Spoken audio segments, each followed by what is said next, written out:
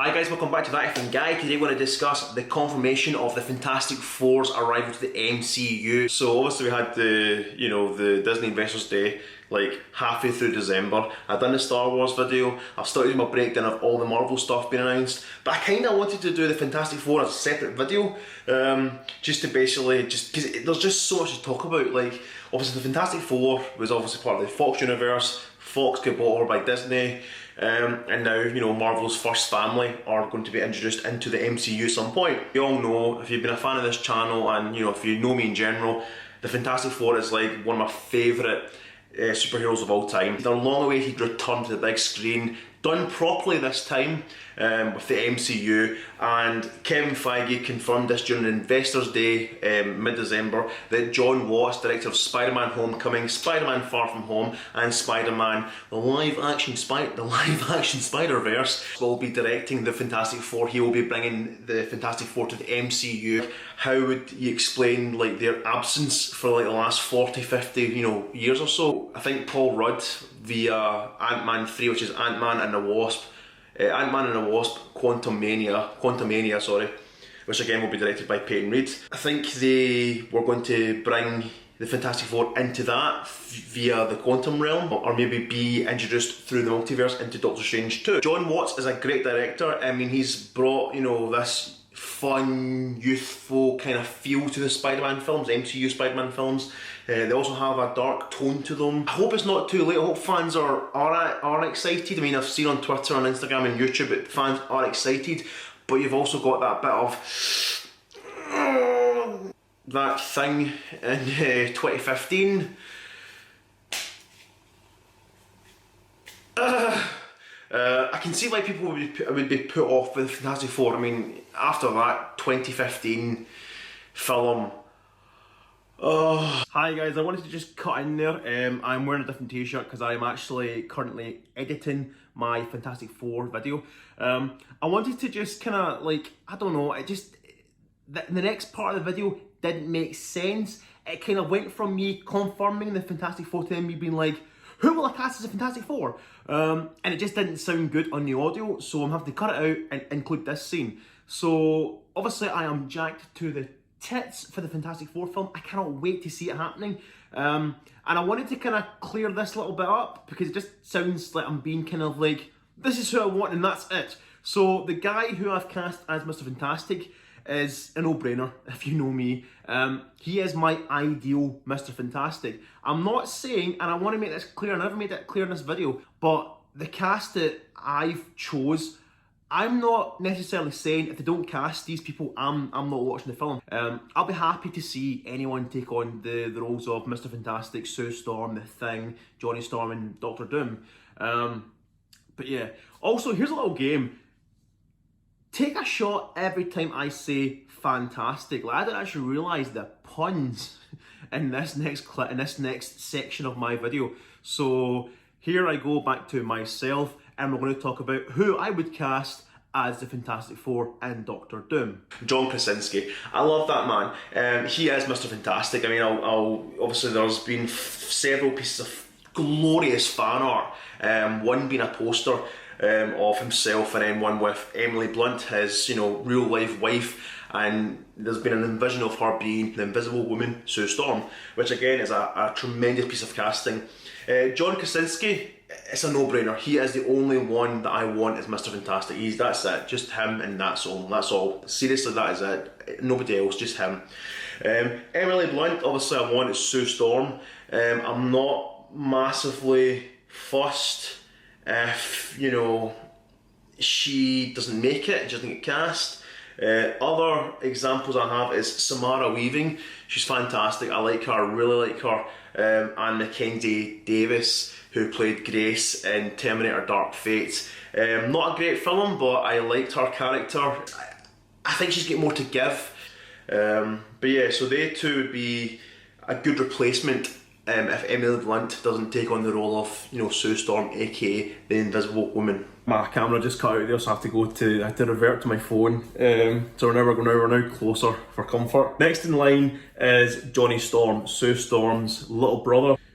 Just cocky as fuck little brother, Johnny Storm, aka the Human Torch. So again, the only two actors I actually have down for the Human Torch is Decree Montgomery, who obviously was, you know, the Red Ranger in the 2017 Power Rangers reboot. Went on to then be in Stranger Things, can't remember his character. And the next one is Zac Efron. I like Zac Efron. And everyone's just like, High School Musical. But I think he's actually become a very accomplished actor. I think he's very, very good.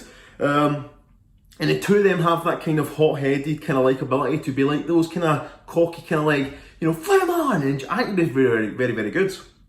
And Chris Evans obviously played like the first like big screen Human Torch, Johnny Storm, and he done the role very, very well. We then got Michael B. Jordan in 2015's Fantastic Four, which the film was shockingly bad, but the cast were actually very, very good. They're very, very well put together. Like Miles Teller as Reed Richards was very, very good. Kate Mara as Sue Storm, very, very good. Jimmy Bell as Ben Grimm, aka The Thing. Maybe not. And then Michael B. Jordan as Johnny Storm, aka The Human Torch. I thought he was very, very good. I can't remember who played Doctor Doom, but Toby Kebbell, he was alright. Just the film as a whole was just diabolical. In terms of Ben Grimm, this is where things get really, really kind of like, right, Jordan, you fucked it now. You just, what are you doing? What are you talking about? I genuinely think, like, I remember a rumour being that The Rock was interested in playing Ben Grimm, you know, The Thing, and yeah, I honest to God, I can see The Rock being Ben Grimm. I think he'd be perfect. I really think he'd be perfect. I mean, yeah, I've got three actors, right? I've got The Rock as Ben Grimm, fantastic. I mean, he's fun, he's likeable, he's action packed, he's a big tank on his own. So I think he should be allowed to do the motion capture for it, and I think it'd be very, very good. I think it'd be very lifelike as well. If they done the thing. Like the Hulk, like when you watch the Hulk now, when you watch Mark Ruffalo as the Hulk, he's very lifelike now. So I think he could bring a very lifelike Thing who pretty much looks like The Rock, which I've just actually like realised the pun here. The Rock, Dwayne Johnson playing the Thing who is made of rocks. Oh, I just realised that actually. Well, do you know what? He's perfect. He's perfect for that in general.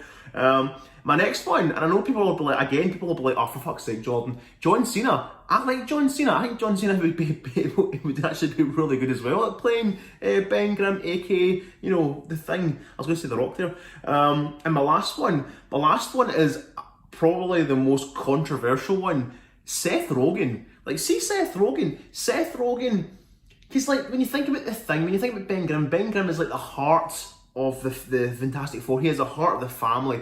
He's like, you know, the Thing is the Hulk of the group. He's basically like stuck with this monster inside him. The only difference is obviously his monster is showing. So I like Seth Rogen. I think Seth Rogen could bring that kind of heart to, you know, Ben Grimm. I really do. I like Seth Rogen so much. I mean, I think he could, you know, do more serious roles in his future, and I believe that he could join. I mean, like, look at Paul Rudd. Paul Rudd is Ant-Man. Who'd have thought that Paul Rudd from, you know, the 40-year-old virgin, forgetting Sarah Marshall, you know, you sound like you're from London. He now plays Ant-Man, and he plays it so brilliantly because he's funny. And I think Seth Rogen could bring that kind of humour, but also have a bit of seriousness and a bit of kind of heartfelt, loving, you know, warm feel of Ben Grimm. So that's a Fantastic Four. I like that. That's literally my Fantastic Four. My cast for Victor Von Doom, Julian McMahon played the role superbly in 2005's Fantastic Four. Cillian Murphy would be a fantastic Doom. Just because he's such a good actor, he can be a dark actor. I mean, if you watch Peaky Blinders, shit, it is mental. And he's also in A Quiet Place Part 2, which is obviously directed by John Krasinski, sorry. So if John Krasinski is Mr. Fantastic and he is Doctor Doom, it's just perfect. My other one is Oscar Isaac. I love Oscar Isaac. I really liked Oscar Isaac as an actor. I loved him as Poe Dameron He's now confirmed to be playing Moon Knight for the MCU on Disney Plus. So yeah, I mean, I would like him as Doctor Doom. He's just a choice, though, but I don't think he would probably do it. And why not? Because, you know, just moving on. Ben Affleck would be a very good Dr. Victor Von Doom. He'd be kind of like Julian McMahon. He'd be a bit kind of like him. Just have him. I mean, I think Ben Affleck could be a sadistic villain. I really do. And also, he's done with Batman in 2023, so he could play. It'd be brilliant. It'd be fantastic to see him being a Marvel villain. And my last one, is, I can't pronounce his name. I'm going to give it a shot. Please bear with me. Nikolaj Coster-Waldau. Jaime Lannister from Game of Thrones. I like Jaime Lannister. I love that. I love Game of Thrones. Last series is a bit kind of, but Jaime Lannister was one prick of a character. Like, it's funny though, because you watch like Game of Thrones and you kind of like, it kind of has like a proper redemption moment halfway through, and you're just like, I kind of like him. I mean, you get that he crippled Bran, but then, you know, he kind of has this proper redemption moment, like during the show, and you start to like him, start to believe he's a good guy. He's realised he's fucked up. It's not the fact that when he loses his hand and you're like, oh, I feel sorry for him now. It's not even that. You don't feel sorry for him. You think, well, you know, serves you right. You crippled Bran. That happened to your hand. But again, like with his journey with Brienne, you do, you know, like him. He's got a likability about him. Even when he was a bad guy, he had that likability about him. But yeah, so he'd be a great Victor Von Doom. Yeah, what do you guys think? Do you guys agree with my casting? Am I, off my head? I think with my castings for The Thing, people will be like, questionable. But yeah, write your comments down below. Don't forget to like, share and subscribe, and I will see you guys in the next video.